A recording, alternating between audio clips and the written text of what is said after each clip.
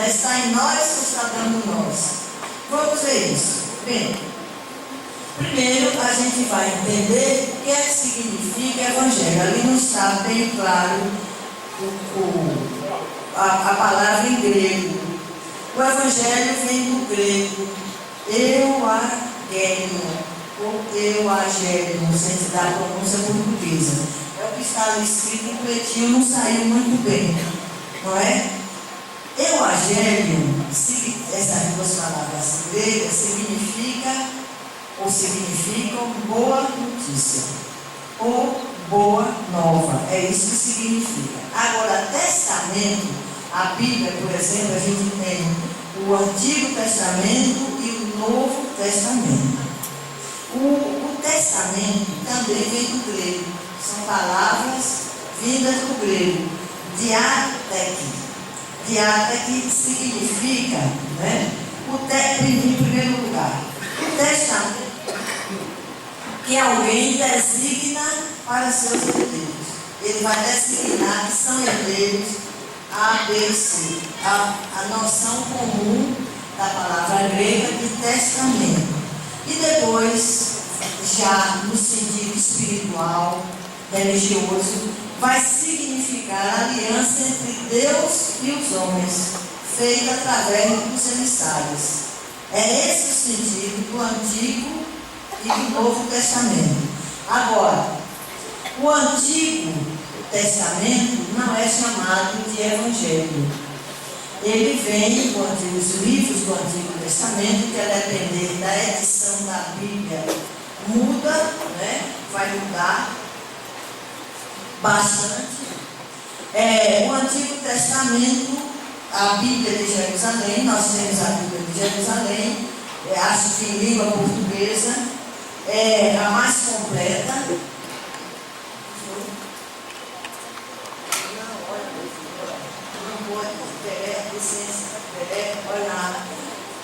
Licença, por favor. Pode tirar da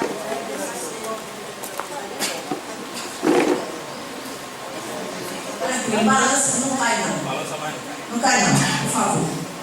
Então, a Bíblia de Jerusalém, por exemplo, foi uma Bíblia encomendada, uma tradução encomendada por um dos papas. E ele reuniu um grupo de teólogos protestantes e católicos que sabiam falar aramaico, hebraico, grego, latim, para fazer uma tradução mais completa. Tanto que algumas Bíblias, elas faltam 3 livros, falta o livro de Tobias, falta o livro de Judite, só tem, não tem o Eclesiastes, não tem Eclesiastes, e a Bíblia de Jerusalém é mais completa nesse sentido. Nós temos o Novo Testamento, somente os 4 evangelhos, por enquanto, com a tradução muito atualizada de Haroldo Dutra Dias, muito boa, porque ele faz a decodificação, a tradução de algumas palavras para a gente entender o contexto do evangelho. Então, só o Novo Testamento é que tem o nome de Evangelho ou Boa Notícia. E eu pergunto a vocês, qual é a boa notícia, qual foi a boa notícia, não é? E por que se chama Boa Notícia, o Novo Testamento, o Evangelho, essas 2 palavras gregas, por que é denominado Boa Notícia? A Boa Notícia quem deu foi Jesus. O reino dos céus está dentro de vós.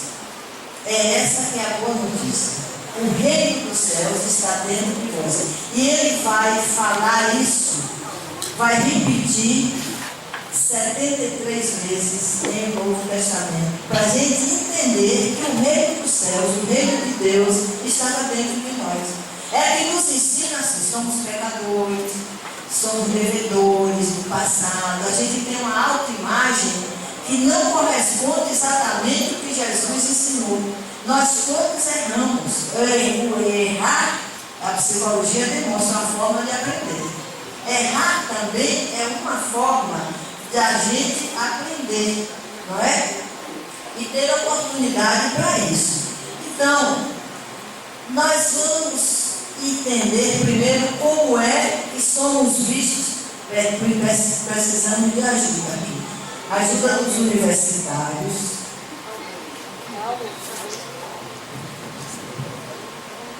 Eu não sei porque não está aparecendo tudo. Quem é que está trabalhando na máquina ali, não está aparecendo tudo aqui. Não, olha, o computador está completo. Bem, eu vou ler. Não está aparecendo, mas eu vou ler. Nós precisamos entender o seguinte: a visão que nós temos de uma parte da ciência é uma visão materialista.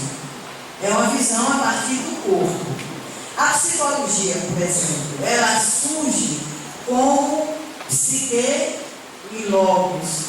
Psique, alma. Logos, ciência. Ciência da alma. Mas ela só se firmou como ciência, aí tem que ver alguma coisa e depois ver isso. Ela só se firma como ciência no momento em que vão se incluir, não é? No século XIX, o cérebro é incluído em Leipzig como sistema neurofisiológico e vão ser também incluídos fatores sociais e culturais para as explicações causais do comportamento humano. Muito bem, entendamos isso. O objeto da psicologia não é a alma. Está claro? Se eu não estiver claro, por favor, pode me interromper.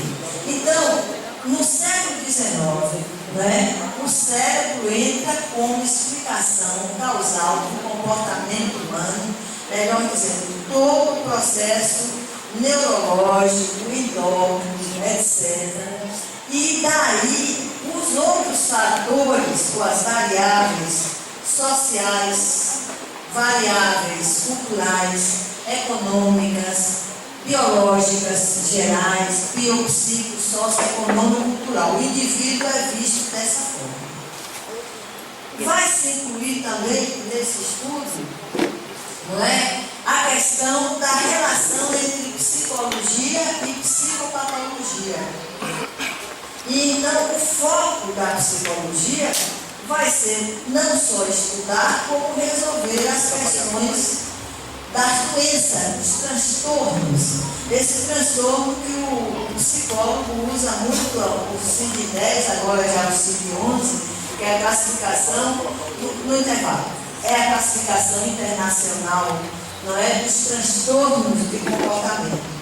Mas a gente tem que entender também como é a relação da psicologia com a psicopatologia. Porque as pessoas fazem assim: vai para o psicólogo, você está maluco? Você está ficando doida?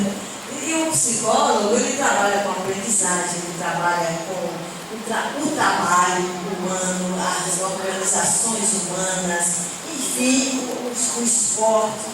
É um campo enorme da psicologia. Mas a psicopatologia é a ciência dos fenômenos patológicos do psiquismo. É diferente. A psicologia tem o olhar também para a psicopatologia. Mas a psicopatologia, que é muito estudada pela psiquiatria, é essa ciência. E vem justamente também do grego. Pathos tem o sentido etimológico de passividade e sofrimento. Agora, ao mesmo tempo, é sinônimo de paixão. Tanto que a pessoa diz: olha, enlouqueceu, está apaixonado ou apaixonada, não está fora do lugar, perdeu o juízo. Não se diz isso quando a pessoa está apaixonada? Perdeu o juízo. As pessoas têm até a explicação, diz: é a química. Foi a química entre as duas pessoas. Então, tudo que afeta a alma num bom ou mau sentido é considerado psicopatológico, para a gente entender a diferença aqui do evangelho. O reino dos céus está dentro do indivíduo portador de um transtorno ou portador de uma saúde maravilhosa. Agora, a psicopatologia mostra que todos nós, a psicologia mostra, a psicologia vai ter um âmbito de resiliência, de compreensão do ser humano muito grande, porque ninguém é perfeito.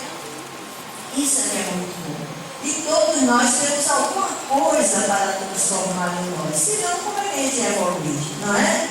Nós vamos superar estado depressivo, estado de luto, superar muita coisa e procurar entender o comportamento. Vou dar um exemplo. A gente fica, há uma espécie de modismo, entre aspas, de determinados transtornos. Agora a criança é DTH, é portadora do déficit de atenção e hiperatividade. Eu conheço duas gêmeas, são gêmeas, e elas são inteligentíssimas, ativas, nasceram simplesmente num bairro muito pobre de Salvador, os pais simples, mas são meninas estudiosas, avançadas e, claro, que inquietas na escola. Então, a direção da escola exigiu que elas fossem avaliadas pelo psicólogo e fosse um psiquiatra também.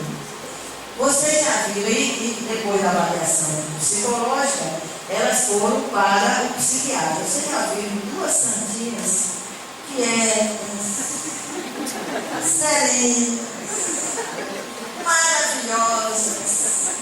O psiquiatra disse, olha, me parece que os pais da escola estão precisando de algum atendimento. Porque essas meninas não têm nada de DDA. E elas contaram ao tio que me contou o seguinte, ela disse, oh, gente, que bobagem, a gente pesquisou tudo no Google.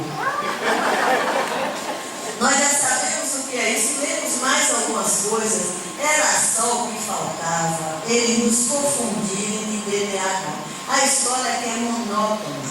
Então, enquanto a escola está quadro de giz para fazer isso aqui, ele está fazendo outras coisas para ganhar tempo. E como nós estamos interessadas na sustentabilidade planetária, pensaram desabilidade?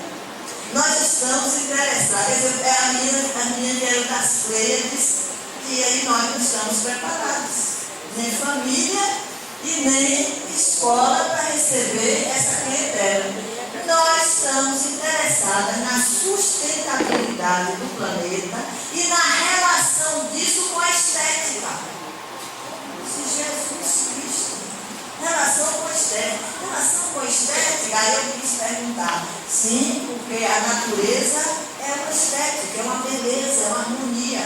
E como é que a gente destrói também essa harmonia? Olha daí em diante. Então vocês vejam que as coisas precisam ter um sentido maior, né? Mas aqui tem uma imagem que a gente buscou também na internet, que é a imagem de Maria de Magdala, diante de Jesus, quando ela procura num túmulo, não é, para cuidar do corpo, etc. E ele está inteiro no perispírito, com seu corpo perispiritual, diante dela. E ela até ficou, porque a gente nega, né? Nega uma outra realidade desconhecida. É muito natural. O cérebro, para conhecer, assimilar, precisa de um tempinho.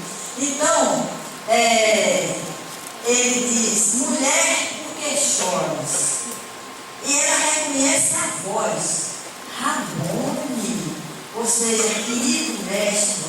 O mestrezinho era uma forma carinhosa, Rabone, e ele se revela a ela mostrando que é imortal e que nós somos imortais e que a gente devolve o corpo biológico ao planeta.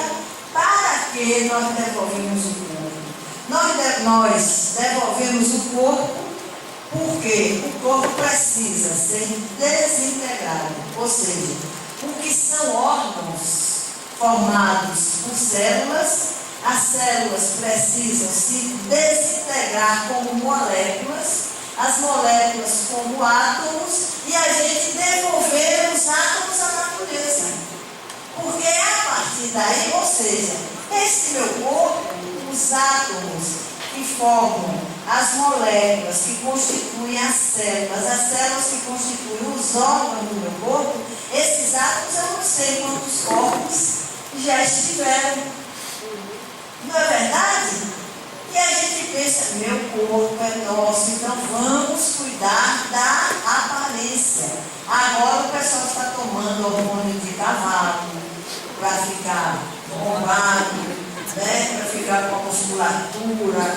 Eu já vi algumas mulheres, eu digo, meu Deus, oh, que ânimos, né? Que ânimos. Essas mulheres estão todas musculosas, que a gente cuide da saúde, imprescindível. Hoje pela manhã mesmo eu já caminhei por causa desse ponto. Ontem caminhando bem cedo, caminhamos 1 hora, pelo menos caminhar, fazer alguma coisa, cuidar do corpo e do espírito está no Evangelho segundo o Espiritismo. Então Jesus aparece a Maria de Magdala em primeiro lugar. É uma coisa curiosa. E quando ela vai contar, felicíssima, vai dar essa boa notícia, essa boa nova para o grupo que está no grupo, está reunido. Estão reunidos os discípulos, exceto Judas, que havia suicidado, com Maria, a mãe dele, Maria de Nazaré, e ela chega para contar. Então, o que é que os discípulos dizem? Adivinhe nossos padrões neurofisiológicos, né? O que é que eles dizem? Mas logo a ela, que não vai aparecer, quer dizer, eles não acreditam muito em superação. Logo a ela, por que não foi aparecer a mãe dela?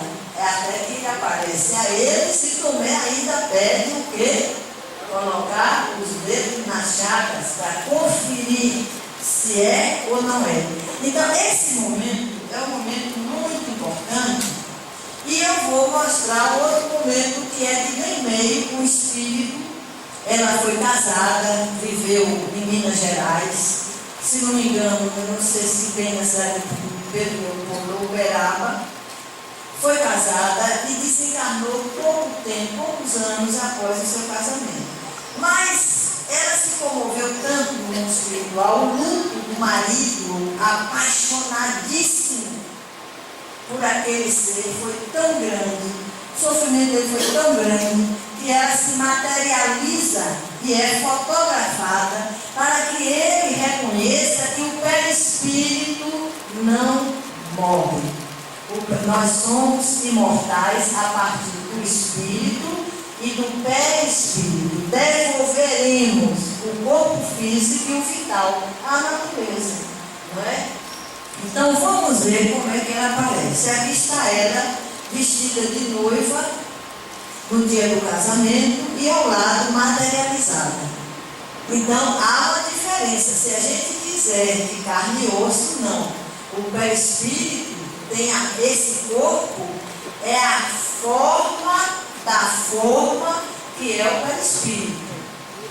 Então ela aparece luminosa, ela foi boníssima, mas se vocês notarem o cabelo é o mesmo. Eu podia aqui dar um seminário sobre o trabalho dos metapsiquistas, acho que vale a pena, né? O trabalho dos metapsiquistas, etc. Então está Meimei aí, interdimensional. É Meimei que diz assim: bendita seja a crença que luariza de esperança a noite da saudade. A morte é uma ilusão entre duas expressões da mesma vida.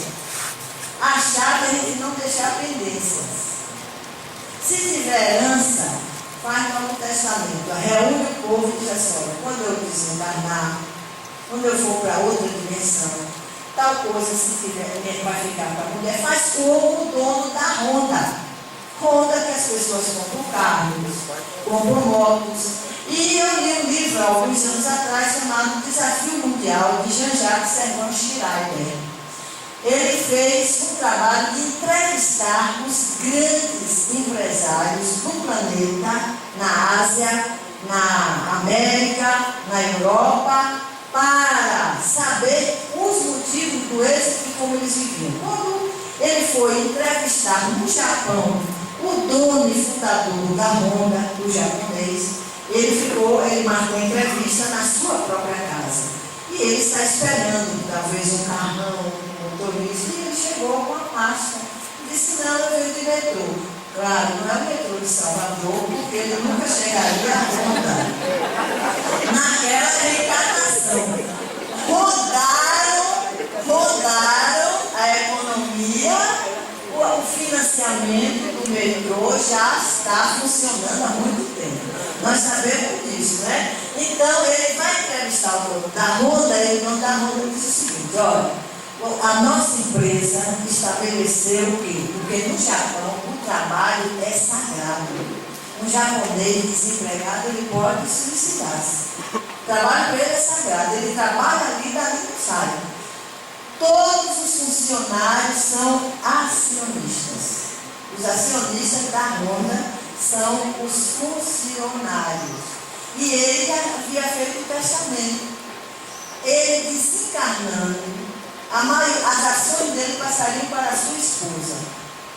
E ela desencarnando, as ações seriam redistribuídas pelos funcionários. E o filho, ele, pai do filho único, ele disse: bem, o filho é o seguinte, ele fez engenharia eletrônica e disse: meu pai, eu estou pronto para trabalhar na Honda. Ele disse: não está. Você não vai ajudar, você não vai ser acionista. Isso aqui é pai, viu?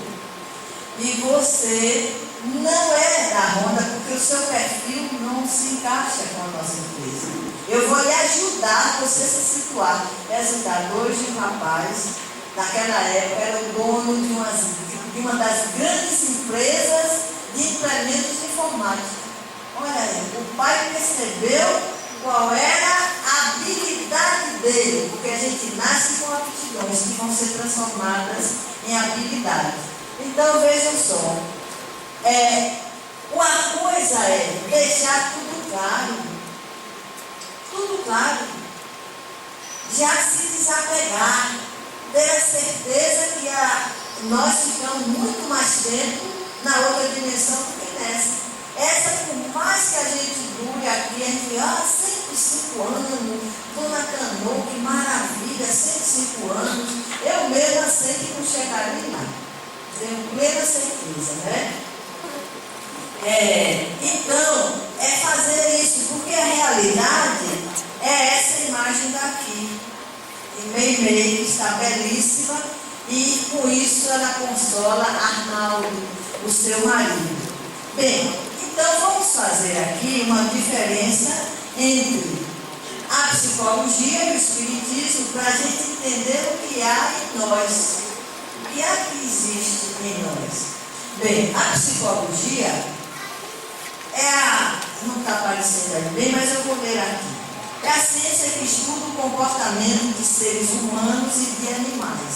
Como nós havíamos dito antes, a palavra é derivada de duas palavras gregas, psique e logos, estudo da alma. Mas essa ciência também progride e evolui. E o espiritismo também é ciência. Porque tem objeto, tem metodologia própria, não é? Tem um contexto universalista.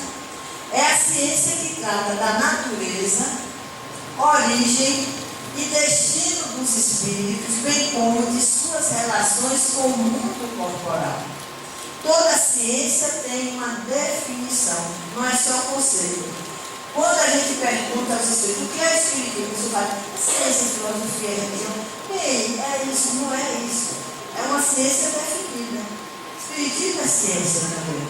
Para chegar no contexto e atender a gente a partir do século XIX, tinha que vir desta forma, trazendo ao mesmo tempo uma cosmovisão humana.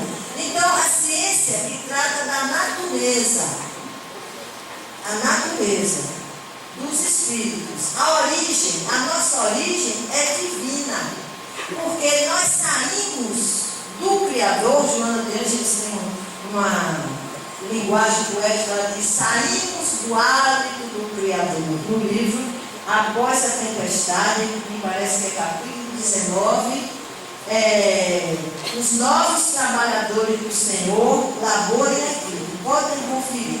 Saímos do hálito do Criador, não é? Então, a origem é Deus. E a nossa natureza? Se nós saímos com o princípio de inteligência, como uma centelha divina, potencialmente, essa centelha divina, assim como vamos comparar com uma semente, por exemplo, de abacate, ela traz em si o potencial do abacate. Não é verdade? A semente de uma manga, de uma mangueira, e assim sucessivamente. Nós fomos criados por Deus, mas ao mesmo tempo projetados como um princípio inteligente e unido ao átomo. Por isso que na questão 1540 do livro dos Espíritos, os Espíritos vão responder: em a natureza tudo se encadeia, desde o átomo primitivo ao arcanjo que começou por ser átomo. Olha, isso aí, eu disse aqui é justiça divina. Porque se Deus cria o reino angélico e cria o reino da gente sofrendo, não é? Mensalão, mensalinho, prende ou não prende, o que fazer com Joaquim Barbosa, e etc. E outras cositas más, não é? Nós vamos ficar aí os anjos. Esses são aqueles anjinhos criados por Deus como reino angélico, com suas asinhas, suas inocências, não precisa ir ao supermercado, declarar imposto de renda, IPTU, IPVA, tudo quanto é IPs, né? 1000 IPs na vida. Como se esse mas quando diz assim, tudo se encadeia em a natureza, desde o átomo primitivo ao arcanjo que começou por ser átomo. Aí sim. Aí nós fizemos uma evolução como princípio inteligente, não é? Vibrando no mineral, depois vibrando no vegetal, vibrando no animal e atingindo o nível de espírito no mundo humano. Quando adquirimos a razão, conquistamos a razão. Também não dá tempo para explicar como esse processo que a gente conquista. A gente conquista no mineral, por exemplo, nós vamos vibrar na lei do amor, porque a lei que funciona no cosmos, a lei divina é o amor. Mas não é o amor simplesmente desejo. Eu estou amando, eu conheci um rapaz no município na época que eu fui da juventude, mas como ele amava, e como eu tinha uma ajuda. E eu era confidente, viu? Quase na mesma idade. Eu dizia: Ruth, eu estou apaixonada, encontrei minha alma gêmea. Daqui a pouco ele terminava com a alma gêmea, ele se encontrava, eu dizia: olha, agora que eu encontrei minha alma gêmea. Depois, verdadeiramente, agora eu encontrei minha alma gêmea. E ele ainda cantava: alma gêmea de minha alma, aquela coisa romântica, a moça se derretia.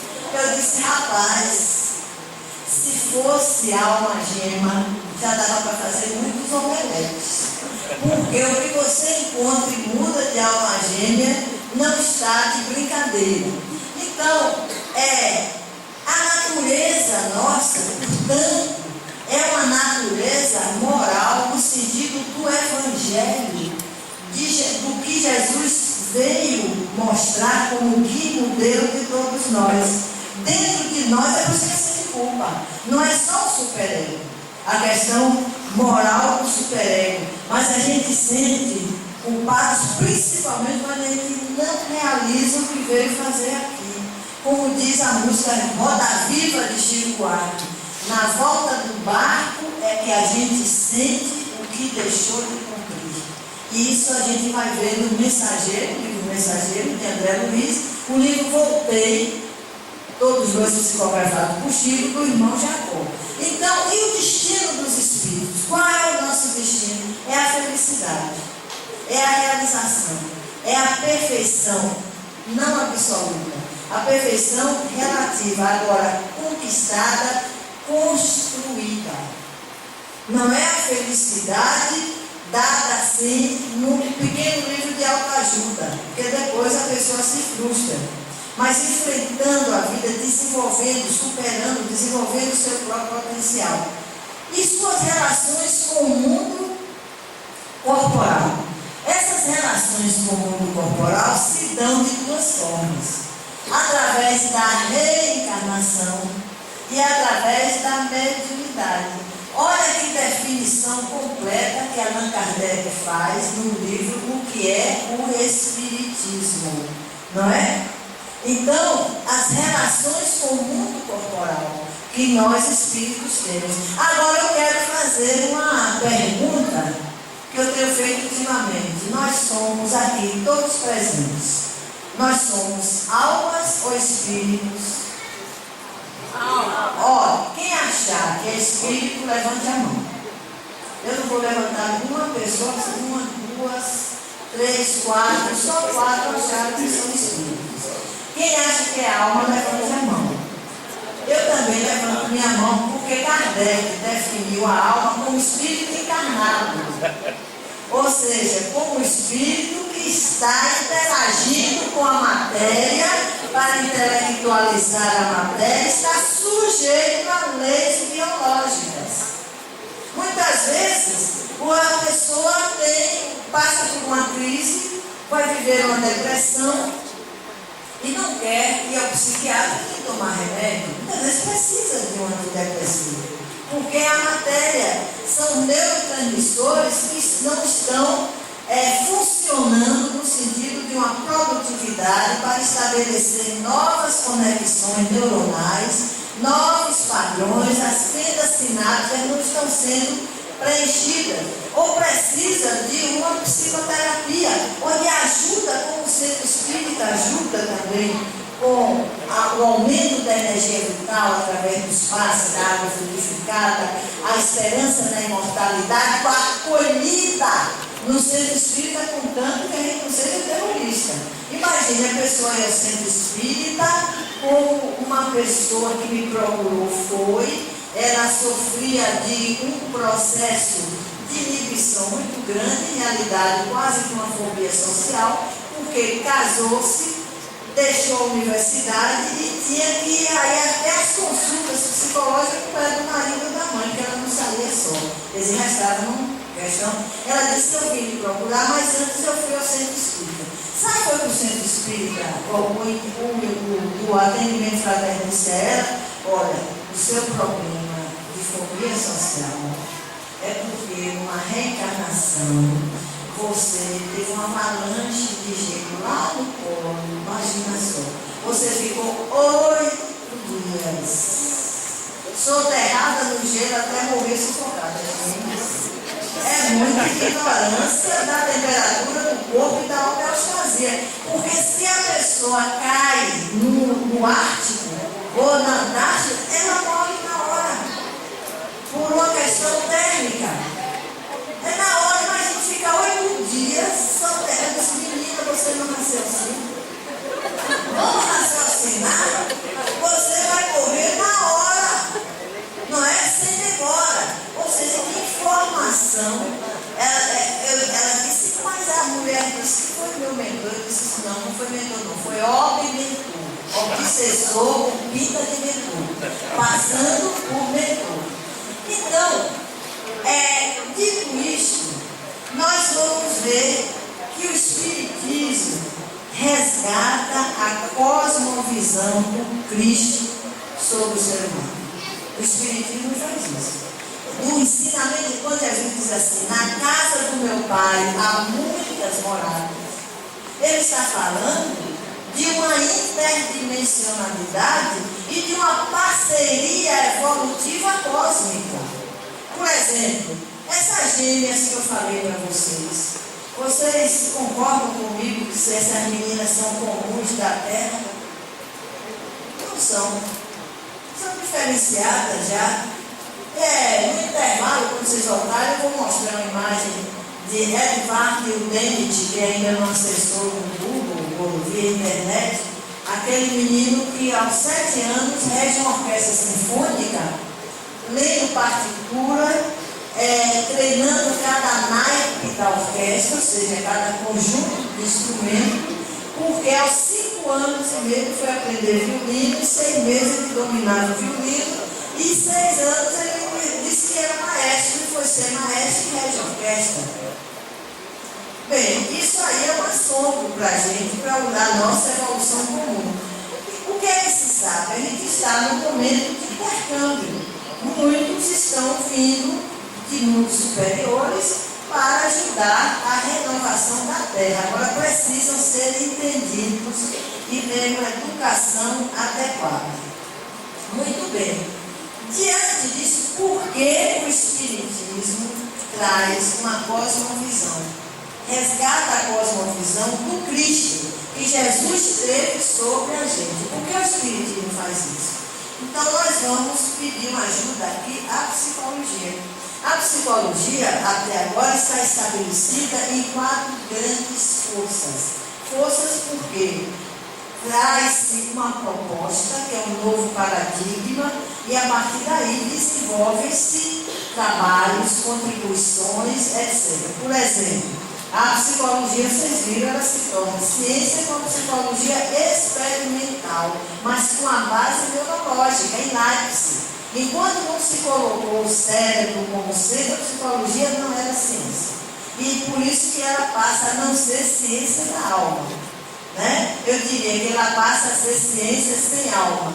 Com a psicologia experimental vem todo o trabalho dos avaliadores, dos testes da psicometria, até as escolas behavioristas, né? Com a ajuda de Pavlov, um fisiologista russo, né? Ele vai estudar os reflexos pela primeira vez. Depois dos reflexos, o seu trabalho vai ser divulgado, vai se espalhar pela América do Norte e outros países. A gente vai ter a contribuição de muitos autores que culmina, não é, com Skinner, com o comportamento operante, o comportamento respondente, com esse paradigma que não dá para explicar aqui. Mas a psicologia experimental dá uma contribuição fantástica, inclusive com a terapia cognitiva comportamental, não é? Mas ela anula o inconsciente, não existe inconsciente. Quem traz o inconsciente para a psicologia é Sigmund Freud, né, que foi um neurologista. Freud era neurologista. Em realidade, austríaco, mas judeu. Então, Freud vai mostrar que muitas variáveis do comportamento podem ser explicadas por uma estrutura que a gente desconhece, que inclui o inconsciente. E o inconsciente é a força da libido, da energia da vida, é a força de Eros. Daí a energia, o que se chama de erótico, erótico é vida.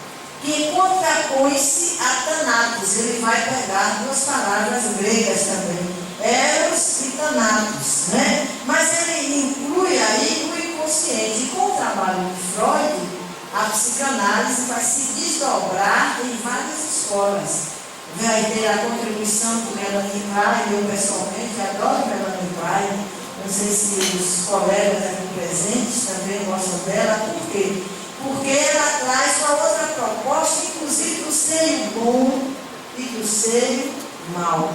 Ela vai dizer o seguinte, que a forma como o bebê é acolhido, claro, desde o ventre materno, isso vai trazer as marcas minêmicas, as marcas da memória no cérebro e vão afetar o psiquismo humano. Ou seja, eu vi, até citei hoje na entrevista na Rádio São. Nós terminamos com 2 entrevistas de 1 hora, ontem uma, outra hoje, né? Aproveitando o tempo. E eu vi um menino tão bem cuidado pelo pai, mas tão bem cuidado pelo pai. Aquele pai, nesse instante, dá para a gente fazer uma ponte com o Jung, com a ânima, porque ele era a própria ânima. Ele dá banho no filhinho, ele está encantado. E o menino olha para ele, esse olhar é significativo, mas e a mãe felicíssima de amamentar. E ele me disse assim, olha, é tão extraordinário. Enquanto ele está mamando, não sei, o outro já está comendo. Eu escolhi a mulher certa. Então, veja só. Esse prazer, esse relaxamento corporal, a gente passa para o corpo do bebê, para a mente do bebê, e o bebê ela vai chamar de ser bom, e ele vai associar, eu posso estar no mundo que o mundo é bom. Porque o bebê já sofreu o trauma do nascimento. Todo mundo passa pelo trauma do nascimento. Trauma é ruim, depende. Trauma é para ser superado. Todo mundo passa por trauma, ou seja cesariana ou parto natural, ele passa pelo trauma do nascimento. Por quê? Porque para a criança passar, tem que haver o cavalgamento dos ossos cranianos, eles chamam de osso. Porque uma cabeça de um feto normal não passa pelo espelho pélvico, pela vagina. Tem que fazer isso aqui, se alongar para passar. Tem que haver a compressão do tórax. A supressão momentânea da respiração que estava sendo esse oxigênio via cordão umbilical, via placenta. De acordo com a mãe. Pela primeira vez, nós tivemos que usar os pulmões. Os alvéolos estão mais ou menos coladinhos. A gente vai fazer isso, não precisa nem bater para chorar. Hoje já não se bate mais, né? Depois de Legoyer, o grande obstetra francês, já não se precisa fazer isso. Então vejam só. Por que a criança passa? Por causa da vernix caseosa, ou seja, no limite, perto do limite de viabilidade, o corpinho já começa a ser lubrificado para poder passar. Senão, a pele não é muito perfeita. E a expulsão está na hora mesmo da expulsão. O bebê também ajuda nesse processo, é quase que um ato reflexo. Mas é um trauma. Mas o trauma é para ser superado. E aí você pergunta, a cesariana não passa por isso, mas passa pelo efeito da anestesia. Eu já trabalhei com pessoas que associaram, quando o problema estava associado ao momento do parto, que foi cesariana, que associaram com a morte, numa existência anterior. Isso aí também são coisas que não vai agora.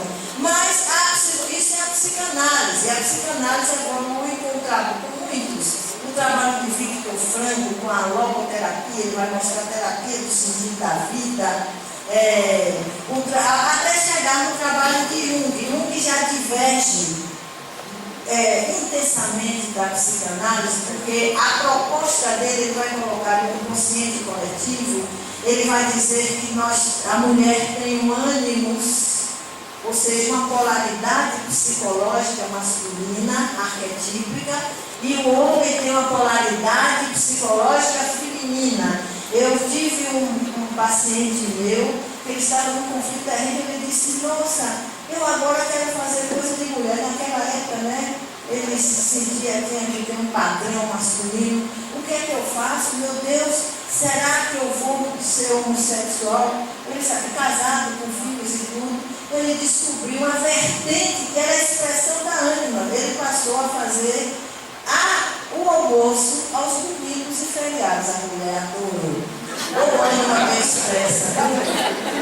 Então, mas Jung vai mostrar a influência do inconsciente coletivo e vai dizer que nós temos o Selbst, ou self em inglês. Né? O Selbst em alemão. Ele foi da Suíça, de Zurique, que se fala alemão.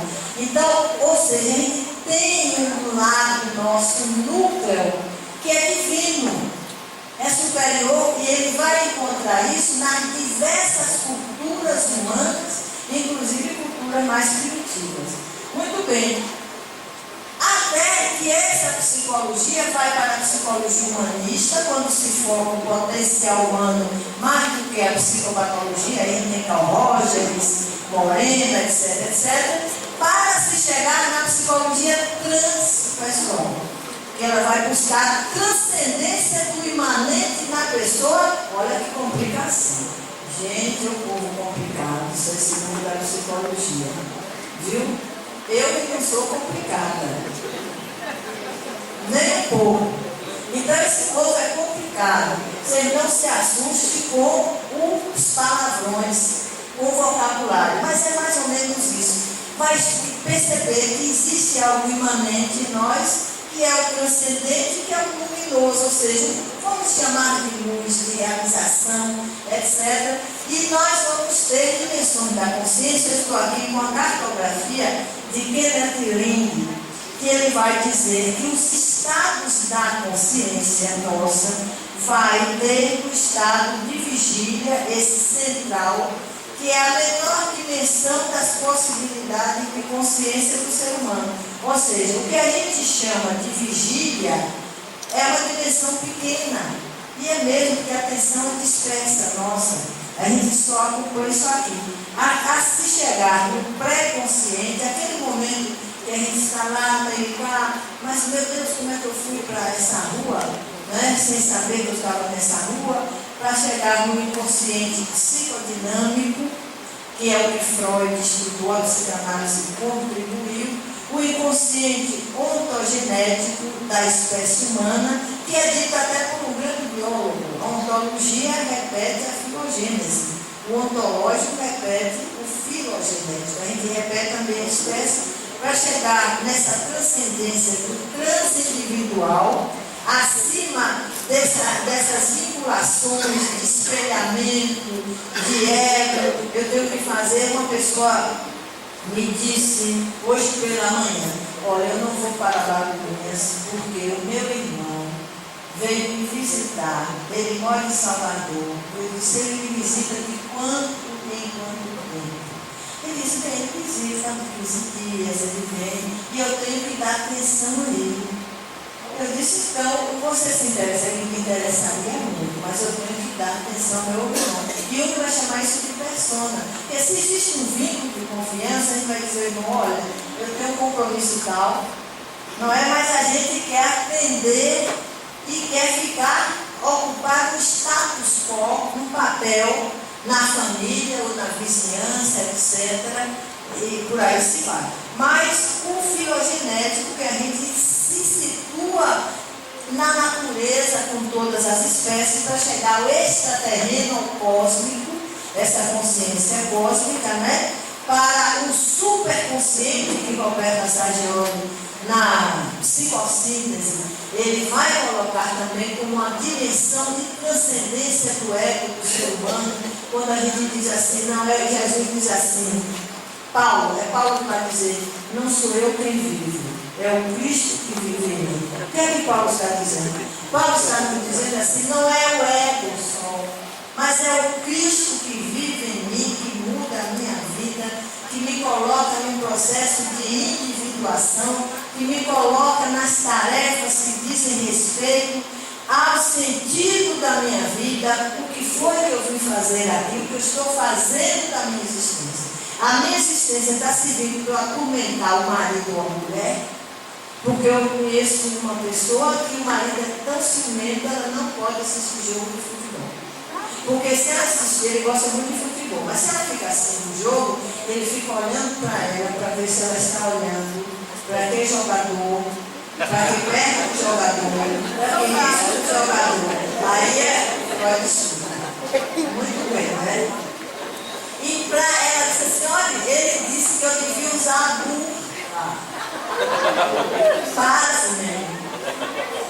Usar a burca, aquela roupa que a mulher muçulmana usa, que bota só uma telinha aqui para enxergar. E ela disse: olha, se ela não queira saber, ela trabalha lá em casa. Quando eu saio com ele, eu tenho que sair assim. Eu disse: olha, amor, vou aconselhar os Antônios, não é?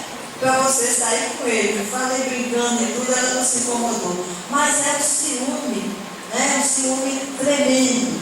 Quando a gente tem essa possibilidade superconsciente, já são dimensões estudadas, classificadas, catalogadas, vista hoje com a ajuda da neurociência, a se chegar no vácuo, algo acima ainda não se pôde chegar bem nisso aí. Mas uma cartografia da psique, muito interessante, que agora a gente vai incluir, é essa daí proposta por Jorge André dos Santos, colocando-se no centro da psique o reino dos santos. Pronto, está em amarelinho. Self é uma dimensão nossa crística. É o céu, mas não tiver, precisa ensinar isso às crianças. Dizer às crianças, olha, você é muito mais do que isso. Mas o que é que ensinam a gente? Esse menino não presta, essa menina é levada, isso aí. Esse condicionamento, é um verdadeiro condicionamento, e a gente faz o processo ainda operante. Se a criança produz isso, a gente gratifica. Se não, eu estou falando gratificar, mas é reforçar, etc. Não é? Que imagem nós temos? Ixi, passei da verdade. Pode concluir. Eu só vou concluir isso aqui. Qual é a imagem que nós temos da gente? Meus queridos irmãos, por favor, feche os olhos um minutinho e imaginem a fotografia de vocês diante de si mesmos. Que fotografia vocês projetam diante de si? Que imagem? Quem sou eu? O que sou eu? Agora abra os olhos. Quem projetou um ser de luz com potencial evolutivo cósmico a ser?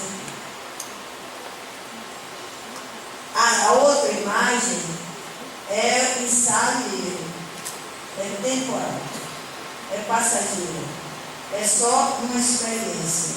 Mudem a imagem. Agora feche os olhos de novo, novamente, e se vejam como um ser de luz, caminhando para a realização, construindo a felicidade. Identifiquem os talentos que vocês possuem. Que talentos possuem que Deus deu para vocês se realizarem neste momento. Esta é a fotografia real. Luz dourada, luz branca. Podem abrir os olhos, porque vocês vejam só. Nessa proposta de Jorge Andréia, a gente vai desde o self, lá dentro de nós, essa parte amarela, ao redor do self, o que ele vai chamar de inconsciente passado, que a gente pode chamar de inconsciente multiexistencial, ao inconsciente atual, ao mental, até chegar no físico. E numa visão mais dinâmica, a questão são esses canais num processo dinâmico de noite, noite e dia. O inconsciente puro, como ele chama, o self, essa dimensão dourada, que a gente pode se referenciar com a outra imagem, essa imagem boa. Aqui o inconsciente passado, né, que ele coloca arquivo das experiências adquiridas. Esses elementos ele vai chamar de núcleos em potenciação, não é? Então, esses núcleos em potenciação, eles não penetram aqui, eles só vão fazer quando a vibração, e aí eu vi um físico que vale a pena trazer aqui para a próxima semana espírita, que é o doutor André Ramos, de São Paulo. Foi o primeiro físico quântico que eu vi fazer a relação do Evangelho, do Espiritismo e a física quântica. É fantástico, paulista. Como também essa cantora Andréa Mulher, muito boa, excelente. Então, esses núcleos de potenciação, vocês vejam, chegam até o corpo físico. Notem que aqui do ego, se vocês estiverem acompanhando pela setinha, tem poucos núcleos de potenciação. Porque são os núcleos que a gente pode processar nesta reencarnação. O processo dinâmico é o seguinte: no centro dos núcleos em potenciação, vocês notem um pontinho, um campus amarelinho. Amarelinho é a energia, é a vibração do eu crístico, do eu divino em nós, do self, do high self, para Roberta Saggioli, não é? Então, que vão ser transformados na reencarnação. Deus dá o fio conforme o cobertor, ou seja, a gente não vai transformar todos esses núcleos de potenciação não existência. Só vamos transformar esse daqui. A possibilidade é esta daqui. Então Deus dá o fim conforme o veitor e a gente merenda conforme as coisas maravilhosas que estiverem na cantina, meia hora de lanche para a gente voltar daqui a pouco. Até logo. 15 minutos, eu dei meia hora, 15 minutos. 15 minutos. Talvez sobrar mais tempo para você falar. 15 minutos. Até daqui a 15 minutos.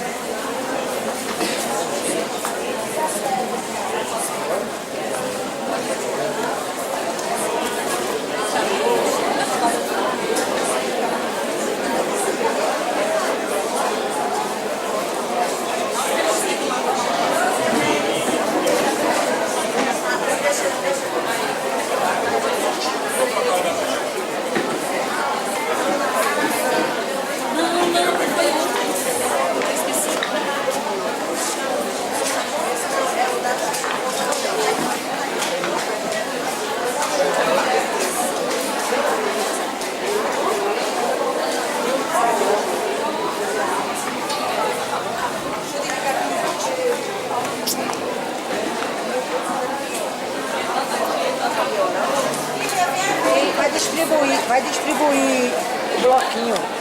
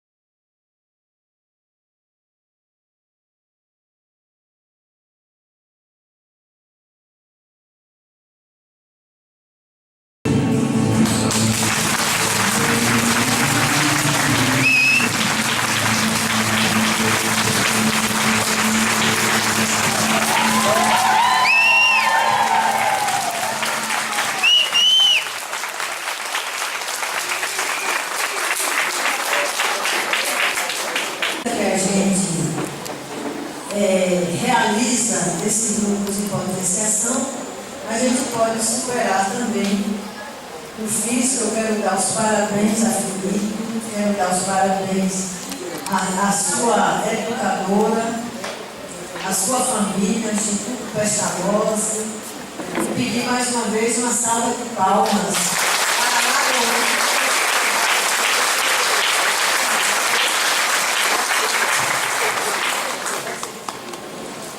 Muito bem.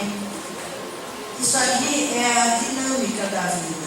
Esse esquema muito feliz do Dr. Jorge André. Nessa dinâmica da vida, nessa abrangência imensa, nós vamos ter, não é, o Livro dos Espíritos, o Evangelho segundo o Espiritismo, a obra espírita e Filho de Deus, trazendo uma contribuição à psicologia, à compreensão do ser humano, à busca da sua superação, mas com uma condição essencial. A condição essencial é o momento da transformação. O momento da transformação é quando nós somos tocados por esse nível daqui, o self que está dentro da gente. Para isso a gente precisa de alguém que também esteja realizado nesse nível, para tocar a gente. Isso é muito importante, não é? Aqui é o momento da imagem que Saulo de Tarso é tocado. Ele está na estrada de Damasco, ele é o doutor da lei, vai perseguir mais um grupo de cristãos, e nesse processo ele ia matar. Ele já havia mandado matar, inclusive, o próprio Estevão, não é? Que antes era Gesiel, teve que trocar o nome para Estevão, e ele ia perseguir mais uma vez, não se chamavam ainda cristãos, é Lucas que vai dar o nome de cristãos, a um grupo dos homens e mulheres do caminho, era assim que era chamado. Quando ele vai perseguir Ananias, que era um dos líderes, ele está na estrada de Damasco, a gente entende isso muito bem, por causa do nosso sol e do nosso verão. E aquele sol pino, e de repente surge uma luz mais clara do que a luz do sol. E dessa luz, há uma figura belíssima de um homem com um olhar que parece duas estrelas. Indescritível. A voz é completamente melodiosa. É a melodia do amor cósmico, do amor divino. Deus é amor. E este ser pergunta: Saulo, Saulo, por que me persegues? E ele, há um diálogo, há uma relação dialógica. Quem és tu, Senhor? Eu sou Jesus, a quem tu persegues. Então, neste instante, Paulo é tocado, integrado, e apenas faz uma pergunta: que queres que eu faça? Ele não deixa mais o mental concreto interferir. Essas elucubrações que a gente não termina nunca, a gente se auto-justifica e termina sem fazer o que viemos fazer aqui. Saulo, na hora, pergunta: Senhor, o que queres que eu faça?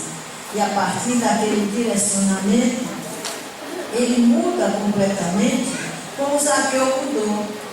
Zaqueu mudou porque ele pôde superar a persona que Jung chamava como a máscara social que nós usamos para seduzir as pessoas, para achar que com essa máscara nós nos situamos diante das pessoas, nós satisfazemos aos familiares sem parar a vida inteira e deixamos também de cumprir, de realizar muita coisa, não é?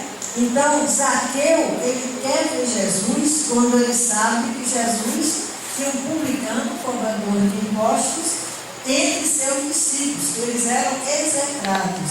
Como o Zaqueu é gordo e baixo e cobrador de impostos, cobrava os impostos, era uma estratégia do poder político romano. Os romanos não cobravam impostos a favor dos cofres de Roma. Quem cobravam eram os judeus que a partir daquele momento se tornavam publicanos e conseguiam esse posto numa espécie de concurso em asta pública, porque ele podia ficar também uma boa parte dos impostos. Só que Zaqueu, ele cobrava, ele ficou rico, mas ele dava também, ele dizia que quem eu retiro eu dou. E ele quer ver Jesus porque soube que Levi ou Mateus estava na cidade, então não deixam o Zaqueu ver Jesus. Quando as pessoas reconhecem que é ele, elas se fecham, dão cotovelada e ele não pensa duas vezes. Ele sai daquele papel da pose social, do lugar que ele ocupa na sociedade, da autodefesa, sai correndo e sobe no sicômoro, que é uma figueira brava muito comum nessa época e nessa região. Ele sobe para ver Jesus. E naquele instante é um diálogo, o encontro com o Evangelho é um encontro de diálogo. Quando nós não temos uma relação dialógica, nós não nos encontramos com o outro, muito menos com o Cristo interior, com esse Evangelho em nós. Nós não nos encontramos. Então Jesus inseta um diálogo com Zaqueu. O primeiro diálogo é o diálogo do olhar. Quando nós não conseguimos olhar nos olhos de uma pessoa, ou nós estamos com vergonha de nós mesmos, ou nós cortamos as relações, não é? E baixamos a cabeça e não olhamos, nós sentimos muita culpa. Uma vez eu vi com muita sabedoria de Laudo Franco dizer que ele gostaria de desencarnar podendo olhar com os olhos de todas as pessoas. E hoje eu até digo, eu quero, quando desencarnar, poder olhar nos olhos do meu anjo guardião, do meu mentor espiritual. A gente tem que almejar isso também. Então Jesus olha para Zaqueu e lhe chama pelo nome. Como é que ele sabia o nome de Zaqueu? Zaqueu, hoje apraz-me repousar em tua casa. Não é? E Zaqueu desce dali às pressas, vai avisar a sua esposa prepara o banquete, prepara a acolhida para Jesus, mais 12, mais 13, mais 15, ele andava com um grupo muito grande.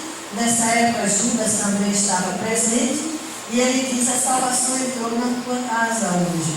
Zaqueu, a partir dali, ele tem os registros espirituais através da psicografia de Divaldo Franco, de Amélia Rodrigues. Esse trabalho é um trabalho, a psicografia dos arquivos acásticos na linguagem budista, na linguagem do budismo tibetano, na linguagem hinduísta, significa um aporte, a vibração que compõe uma cena, um momento, uma espécie de DVD de todo o registro de existência. A gente deixa registrado no éter da Terra, nesse campo eletromagnético, as nossas experiências. Para acessá-las é preciso que haja espíritos especialistas em psicometria, para daí ter um outro espírito, como Amélia Rodrigues, com sensibilidade, Humberto Campos e outros, né?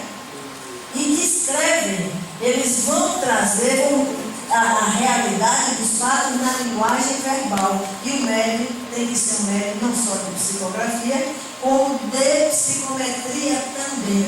É a Amélia Rodrigues que vai relatar que Zaqueu, a partir desse momento, ele segue Jesus, ele acompanha também de longe um pouco a crucificação, mas depois ele se muda com a família, divide a herança com os filhos mais velhos, vai viver com a mulher civil, a causa dos homens do caminho, dos homens do Cristo. Então houve um encontro, isso é o Evangelho em nós, um encontro extraordinário.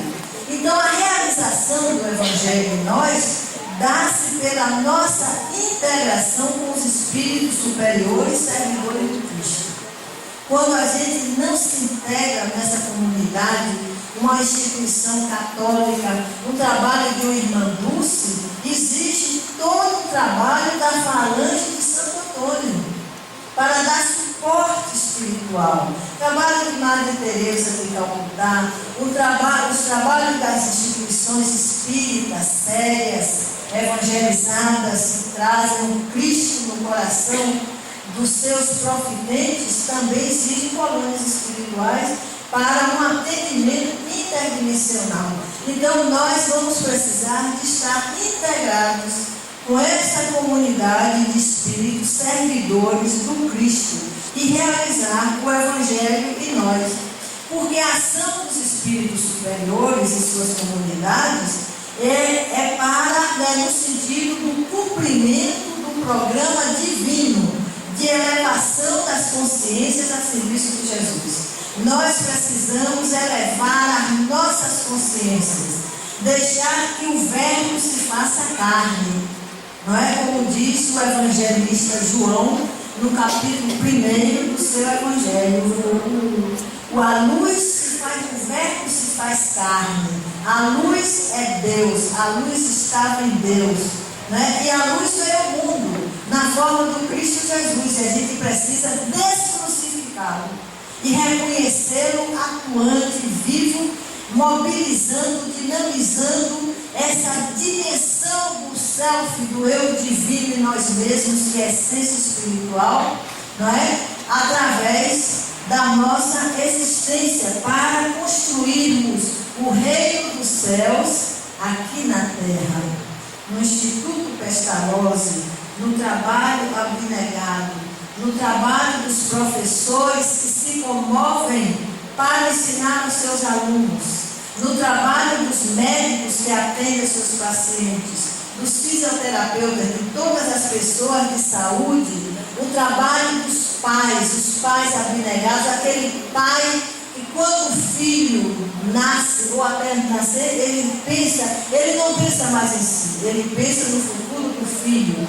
o que fará por aquele filho, no seu novo papel. Então, a abnegação de quem cuida de idosos, quem respeita os idosos, que no Brasil, no nosso país, jamais hajam clínicas para matar os idosos, para a prática da eutanásia. Nós precisamos desenvolver um trabalho nesse sentido. O Cristo em nós jamais vai assinar embaixo na prática criminosa do aborto. Se a pessoa já praticou um aborto, se perdoe e siga adiante. Mas vamos reconhecer, tem um filme que é chamado Eu Dei um Jeitinho para Assistir, Blood Money, ou seja, dinheiro de sangue. O que foi que aconteceu depois que o aborto foi legalizado nos Estados Unidos da América. Aliás, eu tenho uma história para contar para vocês. Minha mãe, o primeiro filho nasceu com 7 meses de idade. Depois ela perde um filho. Aí tem esta moça, essa senhora daqui. Depois dela, ela perdeu mais um filho. E nasceu uma criança que ela vai morrer com meio de idade. Chamava Maria da Glória. A gente chamava de Glorinha. Depois ela ficou grávida de mim. E os 2 médicos, muito bons, de acordo com os recursos da época, eles deram o veredito de que ela teria que abortar, porque ela estava com hemorragia. Se ela não abortasse, ela estava correndo risco de vida. E se o bebê, ela ia perder o bebê. Se o bebê nascesse, ia nascer com sérios problemas intelectuais, problemas de saúde, ia viver muito pouco tempo. Então, meu pai, eles falaram para meu pai decidir, ele disse: eu não decido sozinho, eu vou decidir com a mulher. Decidiu com ela e ela resolveu que ela arriscaria a vida dela para que a criança nascesse. Resultado, acharam que o parto seria complicado. Não deu tempo nem de chamar os médicos, para chamar uma parteira ali pertinho. Eu nasci, não desencarnei, estou aqui e presto homenagem aos meus pais, porque minha mãe não me abortou e permitiu que eu aqui estivesse com vocês.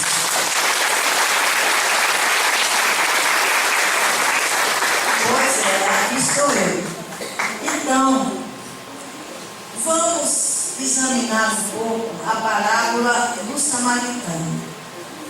Eu coloquei só alguns trechos, mas vai estar no capítulo 10 de Lucas e vai do versículo 26 a 37. É É interessante o contexto da parábola do samaritano, porque é o doutor da lei que vem fazer pegadinha com Jesus. Eles acompanhavam, os fariseus acompanhavam Cristo para pegá-lo numa falha, até para condenar o anjo do tempo. Eles queriam uma falha, que Jesus falhasse, né? Então, Lucas começa assim: e eis que se levantou um certo doutor da lei, tentando, ele não veio aprender não, ele veio tentar Jesus, pegá-lo numa falha, tentando e dizendo: mestre, que farei para herdar a vida eterna? Jesus diz assim: que está escrito na lei, como lês? Ou seja, como interpretas o que está escrito na lei? Porque ler sem interpretar, sem elaborar, não é leitura. Não é verdade? Concordam? Então, o que está escrito na lei, como lês? Ou seja, como interpreta a lei? E o rapaz diz assim: bem, e respondendo ele disse: amarás ao Senhor teu Deus de todo o teu coração. Preste atenção, anotem no coração, de todo o teu coração, de toda a tua alma e de todas as tuas forças e de todo o teu entendimento, e ao teu próximo como a ti mesmo. E Jesus responde a ele: respondeste bem, a lei já diz isso. Ou seja, a Torá, a legislação judaica que está descrita no Primeiro Testamento, no Antigo Testamento, já diz isso. Não é novidade. Faze isso e acabou-se, né? A história faz e viverás. Mas aí o rapaz, para a pegadinha final com Jesus, ele disse: quem é o meu próximo? Mas olha, cara de pau. Quem é o meu próximo? Ele não estava se dando conta que ele estava falando com o governador espiritual do planeta. Ele estava falando com o Espírito, como diz Emmanuel no livro A Caminho da Luz, pertencente à comunidade dos espíritos puros que realizam a vontade de Deus. Ele não estava se dando conta que estava diante do Espírito que foi encarregado de formatar a terra há 4 bilhões e 540 milhões de anos, até que a terra chegasse a esse ponto. Ele diz assim: antes que a terra fosse, eu já era, eu sou. O que significa eu sou nessa linguagem? Significa o indivíduo realizado, o indivíduo crístico, o indivíduo imantado na unidade divina. Por isso que ele pôde captar o projeto divino e executá-lo na formatação da terra desde que ela sai do sol. O moço rico não sabia que estava diante deste Jesus que sabe de cada um de nós aqui presentes. Jesus tem consciência de cada um de nós. Olha, quando o mentor espiritual mais evoluído, não é? Ele é encarregado da evolução para auxiliar no trabalho do Cristo de 2.000 almas e sabe o nome de todo mundo, as reencarnações de todo mundo. Imagine o Cristo. Ele sabe de cada um de nós. A gente adoraria que ele não soubesse, mas sabe. Então, quando o rapaz pergunta: e quem é o meu próximo? Olha, a frase é isso: amará o próximo, né? Quem é o meu próximo? E aí Jesus não responde que é A, B ou C quem é o próximo, porque havia uma contenda entre os judeus. Um dizia: meu próximo é toda a criação de Deus, que inclui o povo romano, inclui os samaritanos, os pecadores, inclui todo mundo. O outro grupo dizia: não, meu próximo é somente quem é torcedor do Atlético de Alagoas. Quem for do Fluminense de Feira ou do Bahia de Feira não é o meu próximo. Eu vejo lá em Salvador aquela coisa, um Bahia, o outro Vitória, e eu apagando os fogos, tanto nos porteiros do edifício, como no lugar que eu trabalho também. Eles chegam, mas o que a senhora acha? E o Bahia não vai ser rebaixado, tenhamos fé. Vocês oram pelo Senhor, com o fim da Bahia, que o Bahia, eu sou torcedora do Vitória. E não vai ser rebaixado. Nós temos que fazer o seguinte: quando o Bahia e Vitória jogar com outros estados, a gente torce pelos dois. Quando jogar um com o outro, aí cada um, né, passa para o seu lado. Então, o próximo muitas vezes é da mesma religião. Se não for da mesma religião, não é o próximo. A contenda era justamente essa, ou seja, de quem a gente se identifica com a nossa persona. Então, Jesus, ele responde em forma de uma parábola. E ele conta a história do samaritano, que eu acredito que a maioria aqui conhece. Ele diz assim: o que é o samaritano? Porque o samaritano, eu digo a vocês, era o execrado, era o que não valia nada. Se um fariseu passasse pelo samaritano aqui no dia de feira de Alagoinhas, que é segunda-feira, né? Não é mais, mudou, agora é sexta, sábado, agora todos os dias isso aqui é progresso. Porque na minha terra, Caldas de Cibó, o povo já está sendo o máximo começar terça tarde, terminar na quarta noite e ter uma mini feira no domingo pela manhã, com muito pouca coisa. Muito bem. Mas o samaritano era o execrado. Aí Jesus começa assim, que o samaritano descia de Jerusalém para Jericó. Como nós estávamos dizendo hoje na entrevista, Jerusalém, tudo que ele falava era perfeito. Jerusalém significava cidade da paz, em hebraico, lugar da paz. Lugar da paz é o lugar do self, é do eu profundo, é do eu divino, da essência espiritual em cada um de nós. E Jericó, está a 800 e tantos metros abaixo. Jericó significa em hebraico o lugar, a lua dele, ou seja, aquilo que muda, como nós mudamos com a nossa personalidade nas diversas reencarnações.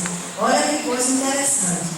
Então este homem descia de Jerusalém para Jericó, foi assaltado, os bandidos bateram nele, deixaram-no nu, levaram tudo, deixaram nu caído no chão desmaiado. Então o levita passa pelo homem, não é o próximo, ele passa, o homem não está vestido. Se não está vestido, que grupo ele pertence? Porque hoje a gente tem aqui a roupa, mas naquela época as túnicas tinham características, tinham bordados, para identificar se era fariseu, se era samaritano, se era da tribo de Judá, etc, etc. Era a corte de cabelo, o tipo da barba. Jesus, todo mundo sabia que era nazareno, por isso tudo. Então o homem está nu, e o homem não fala, está desmaiado, está no silêncio à busca da caridade, né? Então, o levita, que é um doutor da lei, um entendido, passa lá, o sacerdote, ele acha que ele é sacerdote no templo, e ele não está percebendo que o templo e o reino que Jesus veio trazer para a terra toda, até para mundos interdimensionais, há muitas moradas na casa do meu pai. Resultado, eles passam lá. Mas o samaritano, Jesus diz, compadece dele. A primeira coisa que ele faz, ele desce do cavalo, tira vinho, que era como se fazia asepsia na época, limpa as feridas, unta-as com óleo para amenizar a dor, põe sobre o cavalo, leva até uma estalagem, hospeda o homem e diz ao dono da estalagem, ele paga adiantado alguns dias e lhe diz: quando eu voltar, se ficar devendo, se ele precisar de mais alguma coisa, eu pagarei na volta. Então Jesus pergunta agora ao doutor da lei, que veio lhe colocar numa pegadinha, uma pegadona. Diz assim, então, quem foi o próximo? Já pensou em ter que falar samaritano? Imagina. Ele nem falou tal que usou de misericórdia. Não, ele fala. Fala aí. Ele fala assim. No final ele disse que foi. Ele deve ter puxa a cabeça matando. Jesus, quem foi o seu próximo? Quem foi o próximo mesmo? O caído. Fala agora. Samaritano. Ou seja, o que usou misericórdia para o samaritano. Aí Jesus disse que ele faça a mesma coisa. Faça a mesma coisa. Então, nós aqui temos que entender alguma coisa. Por exemplo, a lei diz assim, né? Olha o que Jesus diz. O que usou de misericórdia para com ele, vai e faz da mesma maneira.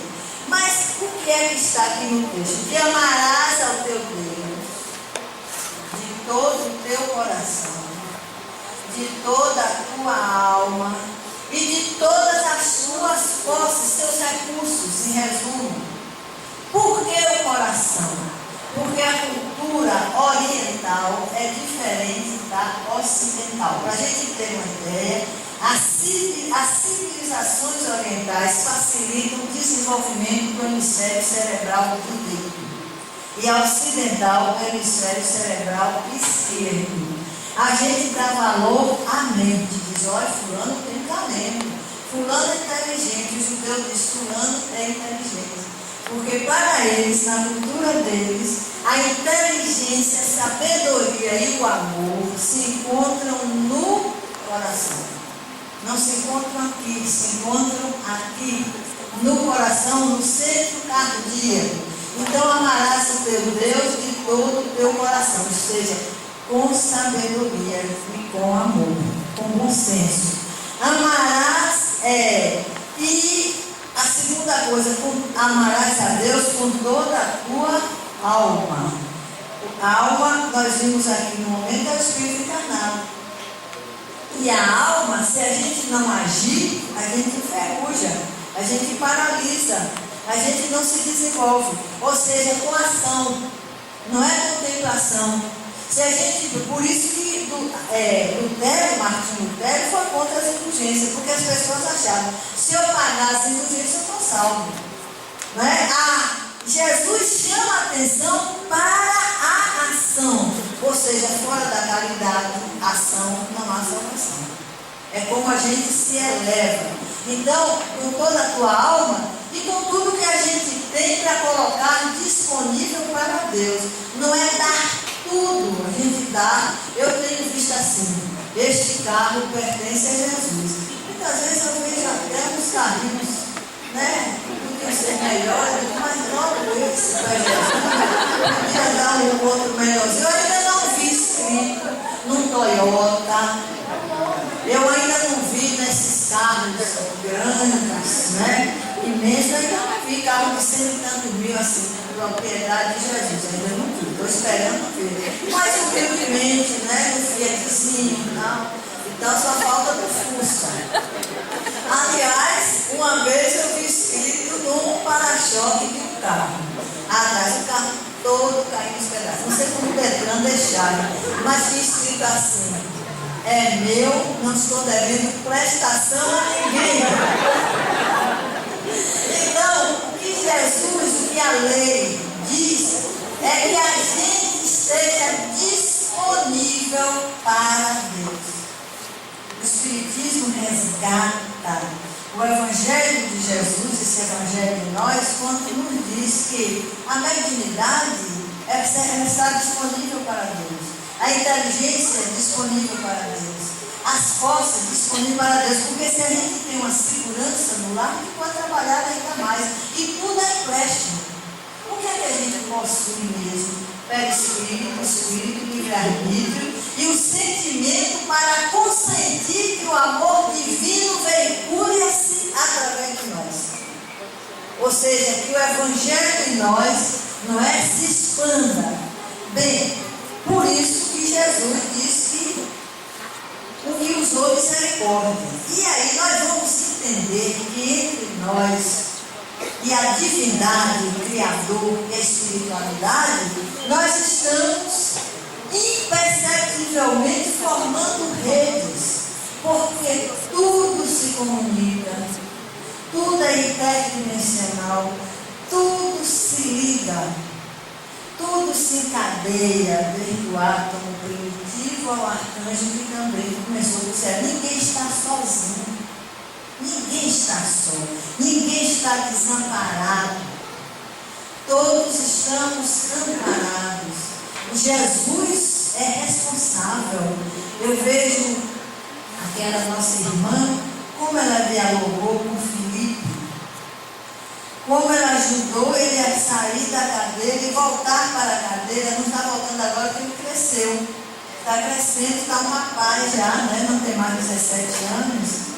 Está um rapaz. Então vejam só, é isso.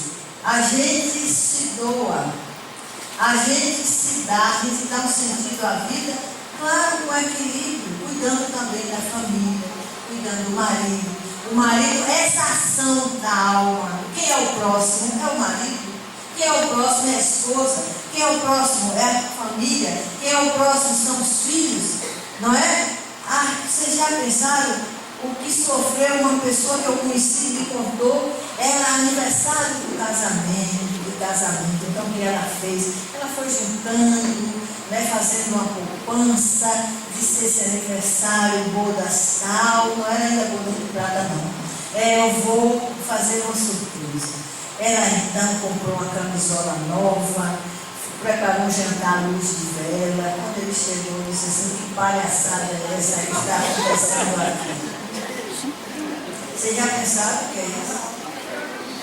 Os homens são muito objetivos, mas eles precisam se lembrar dos aniversários. Aniversário de nascimento da mulher e dos filhos, né? E essa campanha que fazem contra as sogras, que eu acho um absurdo. Inclusive na televisão a sogra, isso só é uma beleza, uma segunda mãe. Não é verdade? É uma segunda mãe muito inteligente, a mulher inteligente sabe se situar com a sogra. Que bom a criança que tem avó. Não é? Então esse samaritano que Jesus traz está em família, está na vizinhança. Outro dia uma vizinha se aborreceu comigo porque o síndico fez uma bobagem e eu numa reunião tive educação, reclamei, mas ela tomou o síndico como filho dela, né? Ela não teve filho, só teve filha, sem contar aí. Ela projetou o filho e ficou sem falar comigo, mas eu falo. Como vai, dona Fulana? Tudo bem? Ainda dou um sorriso, tudo em paz. Ela fazia E aí eu nem me incomodava. Mais tarde, dona Fulana, tudo bem? Como vai a senhora, dona? Hoje ela já disse: não, está tudo bem, está mais ou menos. Outro dia ela disse: mas eu não entendo a senhora. Parece que a senhora nem tem vergonha, não é? Então, se não é, eu sou assim mesmo. É a mesma coisa, o narcisismo da atualidade não é mais o próximo, porque a pessoa entra no elevador, nos edifícios de Salvador, né? Entra no elevador e tem um espelho. As pessoas passam e vão se olhar no espelho. Parece que esquece a fisionomia, né? Aí olha, reolha, eu faço bom dia. Tudo bem? Bom dia. Aí volta-se para o espelho. Eu digo: como vai a semana? O fim de semana foi bom? Sim, foi bom. Então eu estou numa de obsessora encarnada, né? Então as pessoas já não se relacionam. Pega os filhos pequenos, tá bom, as cadeirinhas são uma beleza.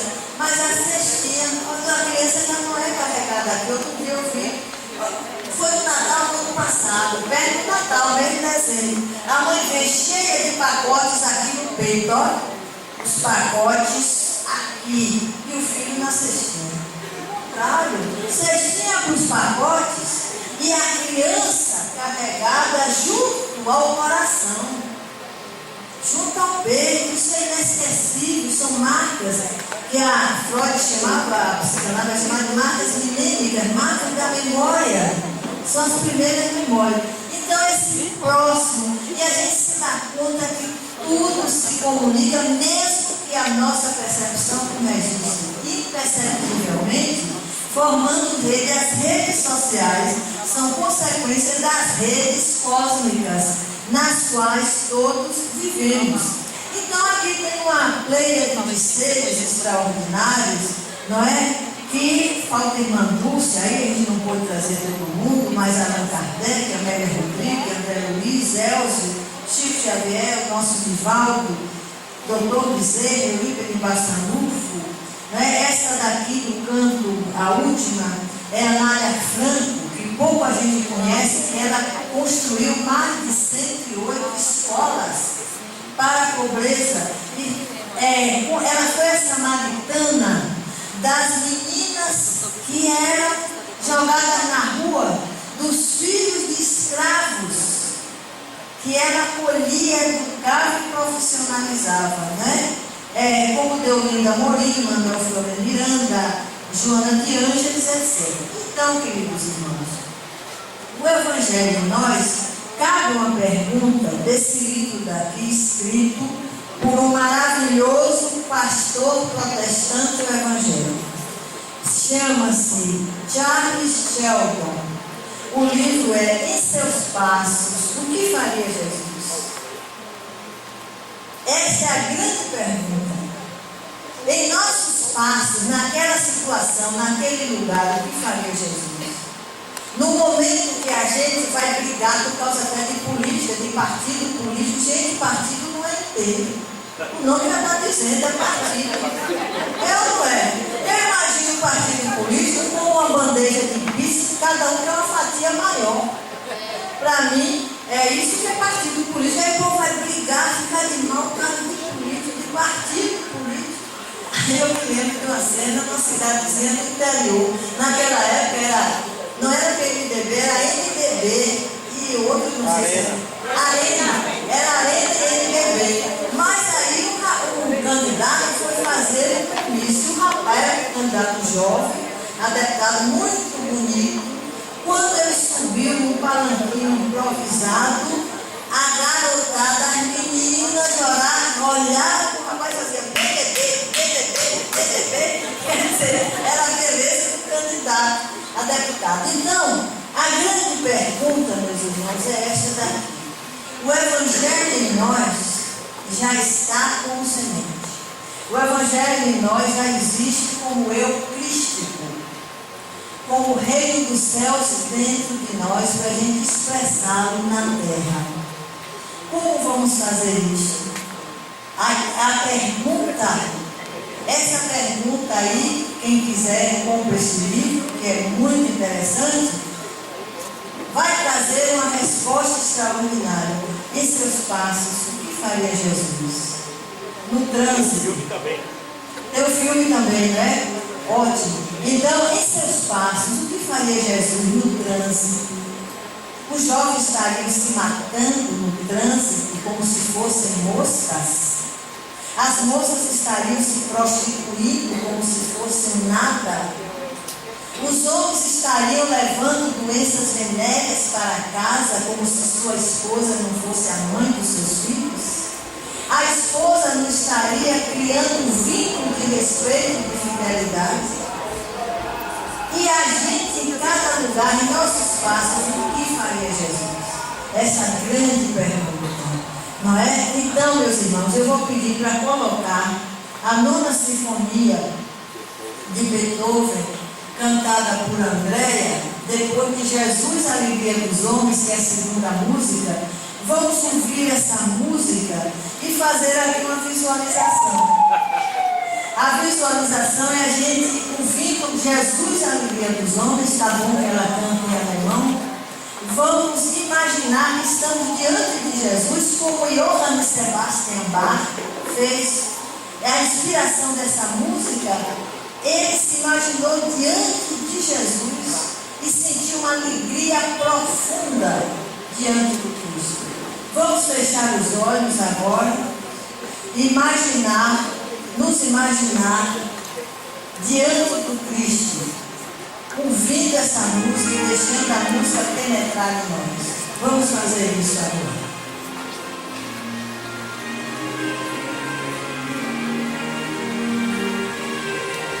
Vamos estar diante de Jesus. Jesus radioso, vivo, amoroso, sabendo o nome de cada um de nós.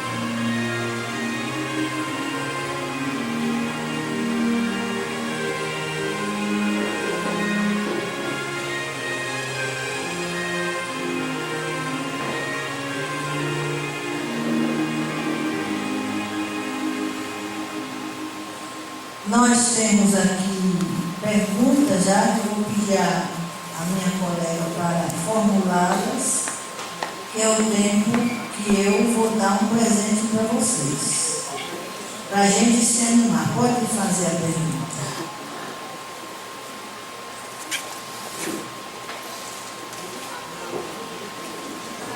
Principalmente os jovens. Eu vou homenagear os jovens aqui presentes, as crianças, para ficarem bem animados.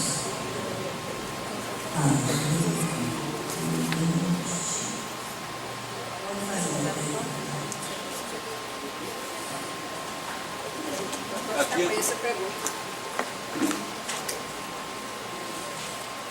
Depois nós vamos uma homenagem especial aos jovens, às crianças presentes, para saberem que não estão sozinhas. Tem muita gente boa na terra já. Pode fazer. No Espiritismo, gostaria de saber o que acontece com as pessoas que se suicidam. Olha, a misericórdia de Deus não tem fim. Há muitos tipos de suicídios, desde o suicídio indireto ao suicídio direto. As pessoas se matam porque elas acreditam na morte, elas querem matar um problema que elas estão vivendo e podem ser muito influenciadas. Mas elas podem ser ajudadas pela família, porque são imortais. E pode acreditar, na hora que esses espíritos dão sinal de sintonia nessa rede interdimensional, eles são muito ajudados, a especialistas até para a recuperação do perispírito. E Maria de Nazaré, a mãe de Jesus, desenvolve um trabalho específico na Terra em favor dos suicidas.